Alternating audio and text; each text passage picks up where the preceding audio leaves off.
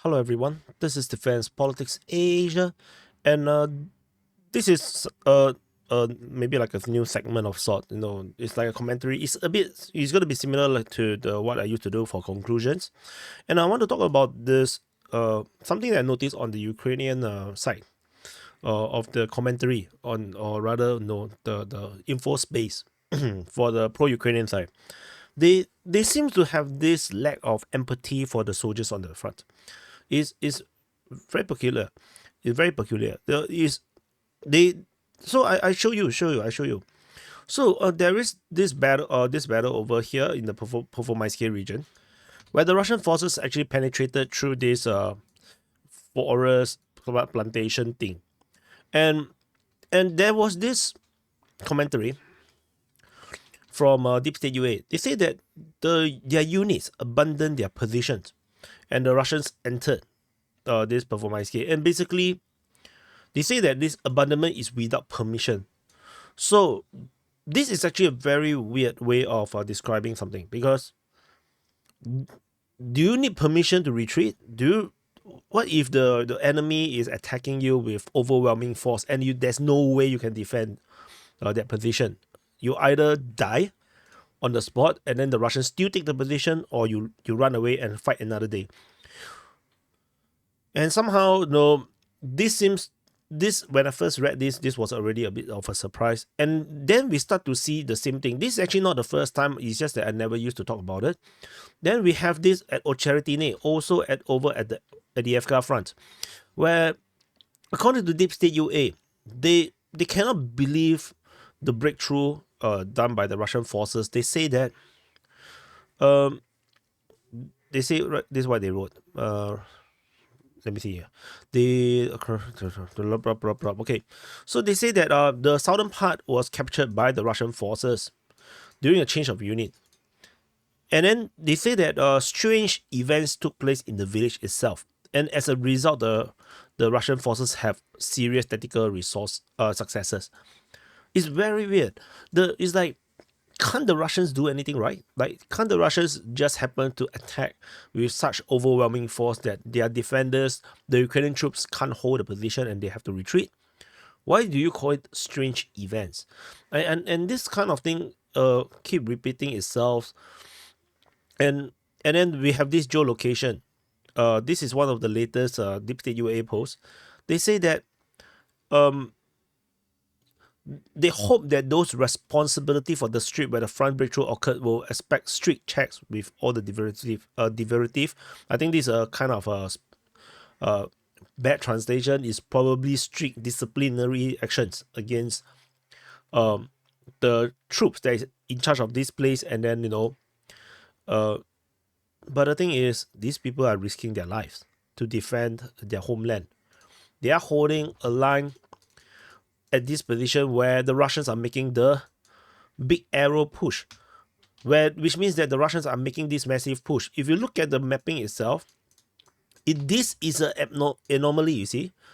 The front line is not straight at all. The Russians deliberately make a big arrow push in this direction, trying to go around this Ukrainian line of defense that was built after the fall of Avdiivka city. So I find this very discomforting. And this is not the first time Deep State UA writes something like this. Every time there's a Russian breakthrough, they write it like as if it's some kind of a surprise, some kind that, as if that their troops should not have lost it at all. They shouldn't have lost the battle at all. Like, I find it very dehumanizing. I find it that, like, they don't really think for the troops on the ground, that usually this kind of front line, they are actually guarded no more than a platoon of soldiers. And when the Russians attack, in a deliberate attack, they will send in a full company of troops.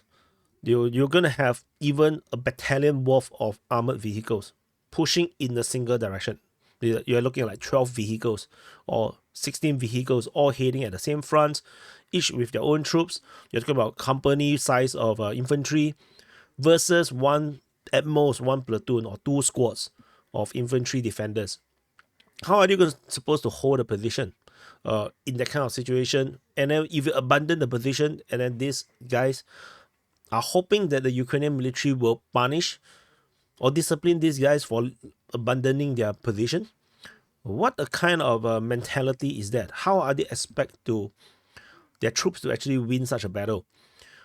This is the problem with when you come to the reluctance to accept reality as it is. The Russian military, the Russian state apparatus has outproduced the Western supplies of weaponry, ammo, and equipment to Ukraine. And right from the beginning of the war, Russia already have superiority in terms of artillery and air force, and it's only getting worse right now because Ukraine themselves have lost most of its artillery systems. They do not have enough ammunition. They have almost no air force. There's hardly any surface-to-air missile system that is effective at defending against glide bombs. And I can tell you, even what's worse is that if you look at the geolocation of the latest airstrikes, this fat bomb and this other fat bomb, both are glide bombs, and where are they hit? They are basically providing almost close air support for the Russian troops on the ground. You're talking about like less than 200 meters, less than half a kilometer from the front line. This is like 500 meters. The airstrikes are getting so close to where the front line is, where the Russian forces are making this push. How are you expecting your defenders to defend?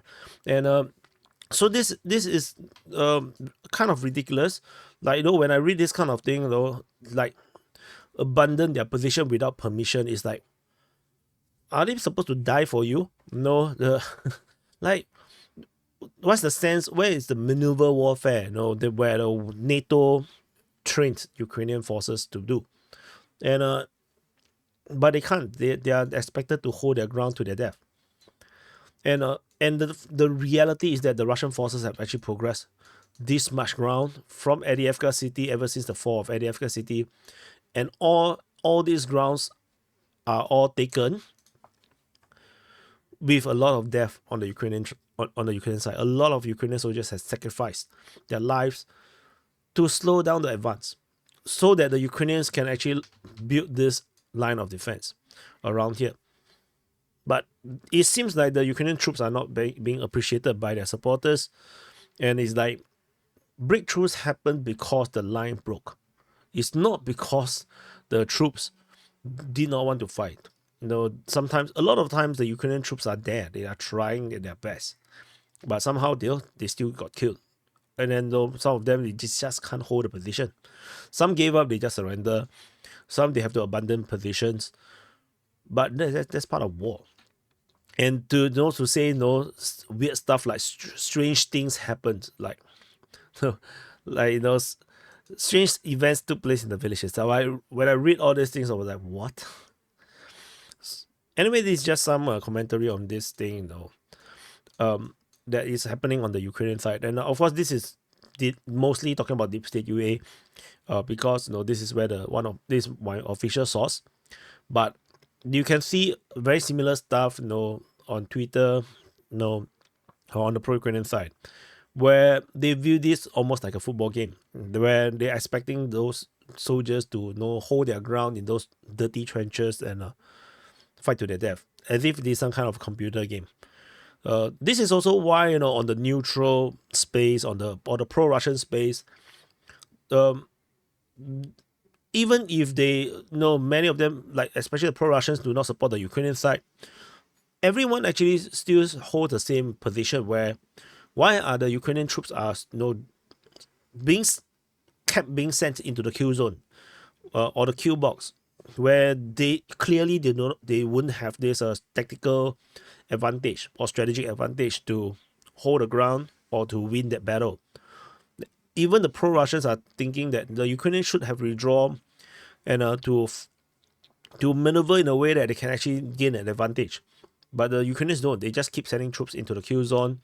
The same thing happened in Robotini, Marinka, so many places on the various front line, where the Russians deliberately is not pushing, and the Ukrainians just keep sending troops to hold the trench that was totally blown up by thermobaric rockets, or by fat bombs, or by heavy artillery, and then everyone died, and then Ukrainian troops sent more troops, more cannon folders to hold that trench. It's like computer game, no? Anyway, this is just my commentary. So thank you for watching.